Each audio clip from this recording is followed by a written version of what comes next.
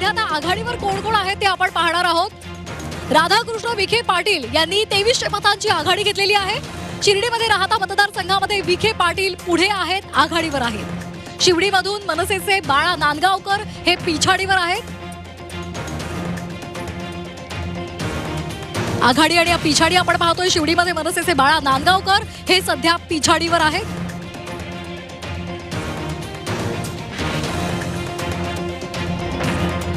288 मतदारसंघातल्या मतदाराची सध्या मतमोजणी सुरू आहे आणि जालन्यामधून महत्त्वाची अपडेट समोर आलेली आहे। जालन्यामध्ये चंद्रकांत दानवे पिछाडीवर आहेत, तर संतोष दानवे यांनी 7500 मतांनी आघाडी घेतलेली आहे। आघाडी आणि आपण पिछाडी पाहतोय। डोंबिवलीमध्ये भाजपचे रवींद्र चव्हाण हे आघाडीवर आहेत। रवींद्र चव्हाण हे मंत्री सुद्धा आहेत आणि डोंबिवलीमध्ये सध्या त्यांनी आघाडी घेतलेली पाहायला मिळते।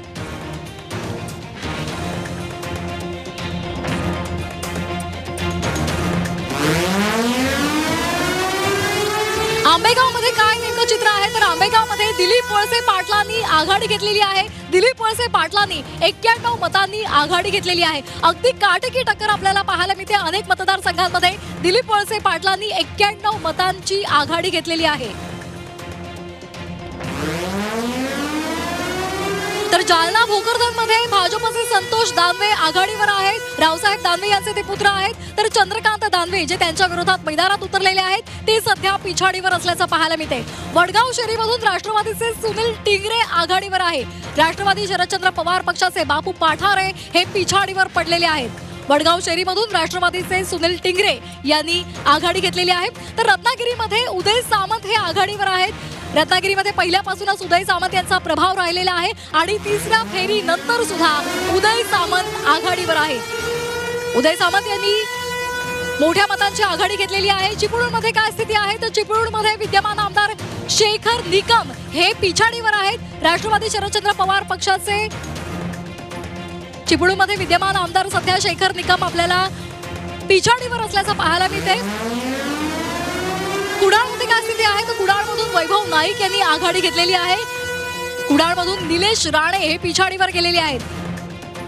कोकणामध्ये राणेंचा मोठा प्रभाव आहे, मात्र सध्या तिथे विद्यमान आमदार वैभव नाईक आहेत आणि त्यांनी आघाडी घेतलेली आहे। दापोलीमध्ये योगेश कदम यांनी आघाडी घेतलेली आहे। कोकणामधला आपण चित्र पाहतोय। चौथ्या फेरीनंतर 2659 मतांची त्यांनी आघाडी घेतलेली आहे। योगेश कदम हे आघाडीवर असल्याचं पाहायला मिळते। हडपसरमधून सध्या चेतन तुपे हे आघाडीवर गेलेले आहेत। हडपसरमध्ये चेतन तुपे यांनी आघाडी घेतलेली आहे। अनेक मतदारसंघांमध्ये आपल्याला महायुती आणि महाविकास आघाडीमध्ये काटेकी टक्कर पाहायला मिळते। ठाणे शहरमध्ये भाजपचे संजय केळकर आघाडीवर आहेत। संजय केळकर यांनी 2093 मतांनी आघाडी घेतलेली आहे। मनसेच्या अविनाश जाधव यांना केवळ 2243 मतं पडलेली आहेत। आपण पुन्हा जाणार आहोत आमचे सहकारी संदीप यांच्याकडे। संदीप, अगदी तासगाव मधली एक मोठी बातमी येते। रोहित पाटील हे आघाडीवर असल्याचं पाहायला मिळते। रोहित पाटील यांच्या तासगाव कवठे महागाच्या लढतीकडे ही संपूर्ण राज्याचं लक्ष आहे। महायुतीच्या संजय काका यांना पिछाडीवर जायला लागतंय। मागच्या 2 फेऱ्यांमधून संजय काका हे पिछाडीवर असल्याचं पाहायला मिळतंय। या सगळ्यामध्ये तासगावमध्ये रोहित पाटील जे आहेत ते आर पाटील, दिवंगत आर पाटलांचे चिरंजीव आहेत। त्यांच्या लढतीकडे संपूर्ण महाराष्ट्राचं लक्ष होतं। हडपसर मधून चेतन तुपे आघाडीवर असल्याचं पाहायला मिळतंय। चेतन तुपे हे अजित पवार गटाचे आमदार आहेत, विद्यमान आमदार आहेत, ते आघाडीवर आहेत आणि त्यामुळे कुठेतरी विद्यमान आमदार काही ठिकाणी, तर दापोलीमध्ये योगेश कदम हे शिवसेनेचे विद्यमान आमदार आहेत, ते सुद्धा चौथ्या फेरीनंतर 2659 मतांनी आघाडीवर असल्याचं पाहायला मिळतंय। योगेश कदमांच्या मतदारसंघामध्ये सुद्धा अनेक मोठ्या प्रचार सभा झाल्या।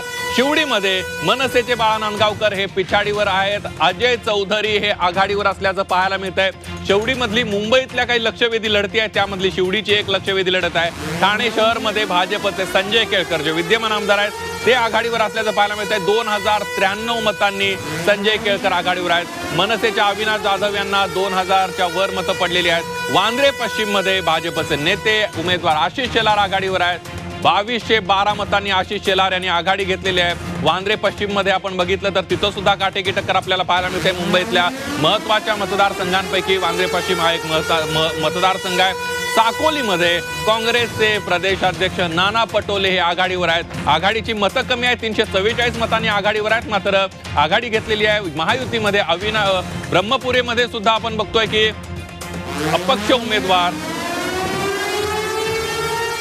साकोलीमध्ये काँग्रेसचे नाना पटोले हे आघाडीवर असल्याचं पाहायला मिळत आहे. नाना पटोले यांना 344 मतांनी ते आघाडीवर आहेत. महायुतीचे अविनाश ब्राह्मणकर हे पिछाडीवर आहेत. तर अपक्ष उमेदवार सोमदत्त करंजेकरांना केवळ 681 मतं मिळालेली आहेत.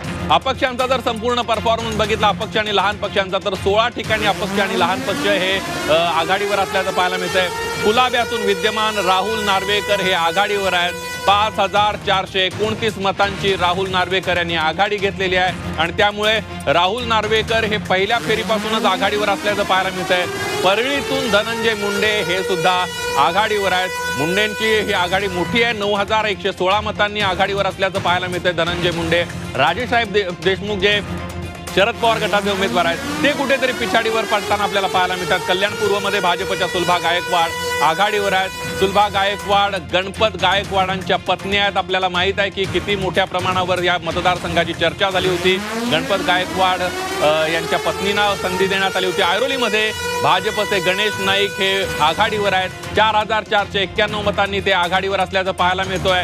ऐरोलीमध्ये आपण बघितलं तर ऐरोली मतदारसंघ गणेश नाईक यांचा बालेकिल्ला आहे. भायखळ्यामध्ये यामिनी जाधव या आघाडीवर असल्याचं पाहायला मिळत आहे. यामिनी जाधव 1952 मतांनी आघाडीवर आहेत. भायखळ्याच्या या लढतीकडे सुद्धा संपूर्ण राज्याचं लक्ष लागलंय. मुंबईतली एक महत्वाची लढत भायखळ्यामध्ये होते. शिवसेनेच्या फुटीनंतर विद्यमान आमदार यामिनी जाधव या एकनाथ शिंदेसोबत राहिलेल्या होत्या. या सगळ्यामध्ये त्या लोकसभेला सुद्धा त्या उमेदवार होत्या आणि त्यांना पराभवाचा सामना करावा लागला होता. मात्र आता विधानसभेला यामिनी जाधव या आघाडी घेताना पाहायला मिळतात. आणि अधिक माहितीसाठी जाऊयात, आपल्या सहकारी अनुपमा आपल्या सोबत आहेत. अनुपमा, घडामोडी घडताना दिसत आहेत, आकडे बदलताना दिसत आहेत. होय संदीप, आकडे क्षणाक्षणाला बदलतात आणि हे झी24 तासवर आपण दाखवतोय. सगळ्यात महत्त्वाची आणि मोठी बातमी गुहागरमधून भास्कर जाधव यांच्या संदर्भातली.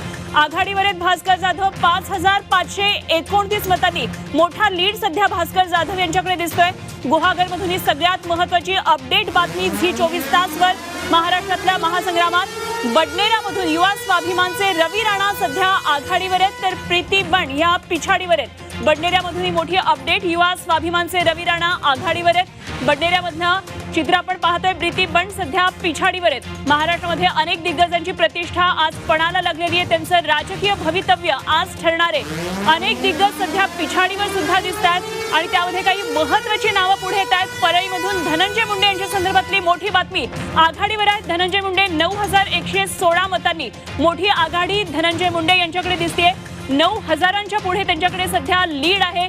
त्यामुळे निश्चितच धनंजय मुंडे यांचा पुढचा नेमका कल कसा असणार बघावा लागणार आहे. 5429 मतांनी आघाडीवर आहेत राहुल नार्वेकर. मोठी बातमी कुलाब्यातून राहुल नार्वेकर आघाडीवर आहेत. खरं तर मतदान कुलाब्यामधलं कमी झालेलं असलं तरी लीड मात्र राहुल नार्वेकर यांच्याकडे मोठा दिसतोय.